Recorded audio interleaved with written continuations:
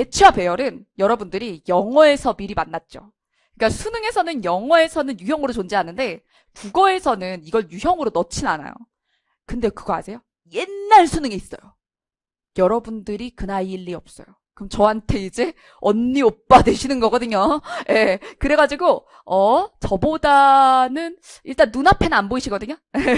자, 어쨌든 그래서 국어로는 이 유형을 풀어보신 적이 없을 거예요. 근데 여러분, 그래서 제가 희소식을 하나 알려드리면, 저랑 배치배열 배우죠? 영어가 먼저 올라. 자, 그래서 아니, 그럼 영어가 왜 먼저 올라요라고 하면 그냥 약간 주먹국으로 풀었다. 영어 풀 때. 그러면 이게 국어에서 사용하는 이 스킬이 영어에 그대로 적용이 되거든요. 그러면 사실 국어는 지문 난도라는 게 또 있잖아요. 만약에 여기에 있는 이 지문을 그대로 영어로 바꿔놓으면 너무너무 어려울걸요? 근데 영어는 영어다 보니까 그래도 그렇게 어려운 지문을 쓰진 않잖아요. 그러니까 영어에서 삽입이나 배열에서 정확도가 빡 오르는 거예요. 진짜다. 진짜 정말입니다. 수많은 간증이 있어요. 네, 자, 그럼 내용 볼게요. 자, 먼저 출제하는 사람들이 뭘 이용해서 이 유형을 만드는지부터 봐야 돼요. 출제자들이 이걸 어떻게 만드는지를 알아야 여러분들이 대응을 하는 거예요. 자, 여러분. 원래 멀쩡한 글이 있어야겠죠? 예, 멀쩡하고 구조가 굉장히 안정적인 그런 원전이 있어요. 원전의 글이. 그러면 그것의 완결성을 훼손해. 완결성을 훼손한다는 건 일부를 빼. 그래서 일부를 빼고 얘가 어디에 들어가야 되게 이렇게 물어보는 게 배치죠. 예. 자, 그래서 배치는 지문의 어느 부분이냐를 묻습니다. 그때 항상 유형은 이래요. 가장 적절한 위치가 어디예요? 이렇게 물어보거든요. 근데 마음이 급하잖아요. 수험생들은. 빨리 풀고 싶죠? 그러니까 어떻게 되게? 대입을 해. 1번 위치에 쑤셔 넣어봄, 2번 위치에 넣어봄, 3번 위치에 넣어봄, 4번 위치에 넣어봄 이러면서 야 들어가나? 들어가나? 막 그러는 거야. 일단 쑤셔 넣어보는 거죠. 그러면서 어떻게 되냐면 이상하지만 않으면 괜찮아. 이쯤이면 됐어. 라고 합리화를 싹 해. 그러면서 뒤에 답이 기다리고 있어도 더 나은 자리가 있어도 안 봐. 안 보거나 이미 합리화가 끝났잖아요. 부정해. 아니 아까 그 자리가 더다. 막 이래요. 근데 이게 시험장에서 자기 설득이 너무 어려워요. 그러니까 첫 단추를 애초에 잘 껴야 돼. 즉 대입을 하면 안 돼. 대입을 하면 안 돼. 자, 그럼 대입을 하지 말라면 어떻게 풀라는 거냐 싶죠? 방법이 다 있습니다. 배열도 그래요. 배열도 선지가 4개잖아요. 4개가 알려준 순서대로 막 읽어봐, 4번을. 와, 이미 시간은 5분 되는 거야. 그죠? 그런 식으로는 못 풀어요. 그래서 방법론이 굉장히 중요합니다. 자, 그래서 출제자는 배치를 출제할 때 의도적으로 완결성을 훼손하는데 2가지가 있어요. 자, 먼저 주제문을 빼는 방식과 주제문이 아닌 보조 문장을 빼는 방식. 크게 2가지거든요. 주제문을 빼면 얘는 맨 앞이나 맨 뒤예요. 왜? 선생님 분명 앞단원에서 중심화 대 주제 찾기 할 땐 맨 앞이나 맨 뒤에 놓이지 않을 수도 있다고 해놓고 여러분 그거는요. 지문에 아예 주제문이 없을 수도 있게 되지. 왜냐면 좀 어렵게 내야 되잖아. 중심화 대 주제 찾기 낼 때 뻔하니 두괄이나 미괄인데 주제가 뭐게 이러겠어요? 그건 숨겨놓은 주제를 찾아라라고 하는 거잖아요. 그래서 그 유형의 목적은 글을 읽고 주제를 만들어 보라는 거고 얘는 기본적으로 가장 베이직한 구조의 글을 가지고 그걸 맞춰라라고 물어보는 거야. 예. 그러니까 베이직한 구조가 나온단 말이에요. 그러니 두괄이나 미괄이에요. 주제문을 중심에 쑤셔놓고 그러진 않아요. 네. 자, 그래서 중심이 되는 부분이 드러나지 않은 경우의 예시입니다. 이게 예전 교과서 지문이거든요. 그래서 주제문을 만들어서 맨 앞이나 맨 뒤에 배치하라 이런 활동지였어요. 교과서에서. 자, 그래서 내용을 보면 아무도 쥐를 보고 후덕하다고는 안 할 것이다. 할미새를 보고 진중하다고 아니할 것이고 돼지를 보고 소담하다고 안 할 것이다. 토끼 보면 어쩌고 저쩌고 그러면서 막 열거를 해요. 그럼 이럴 때 공통점을 찾아야죠.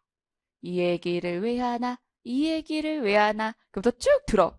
결국에는 이야기하는 게 겉보기로 사람을 취하지 말라고 하였으나 대개는 속마음이 외모에 드러나더라 라는 이야기예요. 그러면 이거를 이제 맨 앞이나 맨 뒤에 놓는 거죠. 만약에 얘가 접속어가 없으면 맨 앞에도 돼. 근데 접속어가 있어. 따라서 이 이야기가 하는 말은 뭐 요컨대 그럼 어디로 가야 돼요? 맨 뒤죠. 예. 자, 그래서 두괄이나 미괄로 놓이고 그리고 이럴 때 헷갈리지 않게 하나의 선지를 두게 되어 있어요. 자, 그 다음에 자, 여기 이제 두 번째 보조적인 부분에 충분한 뒷받침이 없는 경우 얘는 주제문은 아니야. 근데 주제문은 아닌데 꼭 들어가야 될 말이 빠진 케이스예요. 내용을 보면 우리나라 계절은 네 계절이 다 아름다운데 봄에는 그다음 여름에는 그다음 겨울에는 이래요. 뭐가 이상하죠? 네 개의 계절이 다 아름답다며. 그럼 뭐가 빠졌죠? 가을. 근데 가을이 봄 앞에 올까요? 가을이 겨울 뒤에 올까요? 그럴 리가 없잖아요. 그럼 어디다가 넣어준다? 그쵸? 여기에 넣어주겠죠? 근데 이제 이건 사계절에 대한 우리의 인식이 있으니까죠. 근데 이제 이런 걸 과학, 기술, 경제, 인문 뭐 이런 데에다가 넣으면 우리가 원래 알고 있는 상식으로 넣어라 하는 게 아니라 지문 안에서 개념을 줘요. 이 개념에 인과를 주거나 A 다음에 B, B 다음에 C 어쩌고저쩌고다 그래놓고 상세화를 했는데 C가 없어. D 앞에. 그럼 그 자리를 찾아서 넣어야 되는 거예요. 지문을 읽고 얘네들의 순서를 파악한 다음에 빠져있는 내용을 어디다 넣을지 파악해야 되는 거죠. 네. 자, 이렇게 크게 두 가지로 구성이 되어 있고 그러다 보니 굉장히 중요한 게 지시어 접속어예요. 이그저가 무엇을 의미하느냐나 아니면 접속어들이 어떻게 쓰였느냐에 따라서 굉장히 배치의 판단에 중요한 역할을 합니다. 자, 그럼 우리가 배치 문제를 풀 때요. 보기를 먼저 봐야 되나? 아니면 지문을 먼저 봐야 되나에 대해서도 알려드릴게요. 모든 케이스 같은 게 아닙니다. 보기를 먼저 봐야 유리할 때가 있고요. 지문을 먼저 봐야 유리할 때가 있어요. 자, 예를 들어 접속어나 지시어가 달려있는 보기 먼저 봐야 돼요. 자, 그러나가 있어. 그러면 이 정보를 먼저 읽고 앞부분엔 반대되는 진술이 나오겠구나 라는 걸 예측할 수 있기 때문에 그럼 지문에서 찾아야 되는 위치가 나와요. 그러니 기준이 있다는 거죠. 그런 경우엔 기준이 있으니까 힌트를 가지고 들어가는 게 유리한 거예요. 속도도요. 정확도도요. 그런데 자, 이렇게 접속어나 지시어가 없잖아요. 그러면 힌트가 되는 내용이 정확히 없는 거예요. 앞에 나와야 될 말이나 뒤에 나와야 될 말이 상상이 되지 않습니다.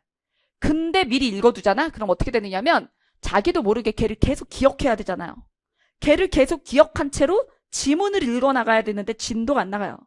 아까 전에 읽은 것에 잔상을 잡고 있어야 되기 때문에. 그리고 자기도 모르게 계속 어떻게 할까요? 대입합니다. 대입해요.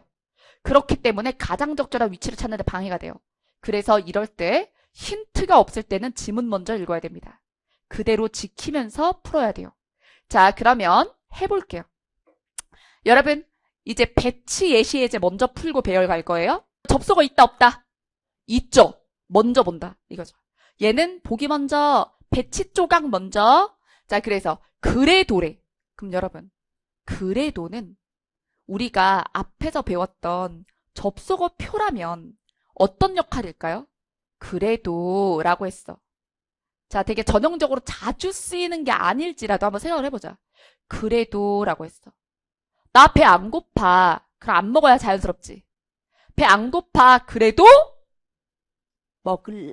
이럴 때 그래도 아니야? 그러니까 이게 순접일 때일까요? 역접일 때일까요? 역접입니다. 그렇죠? 이게 딱 모르겠으면 가장 쉬운 내 생활 속 예문을 만들어 보세요. 자, 그래서 그래도는 역접기호. 그래도, 그럼에도 불구하고와 같아요. 그래도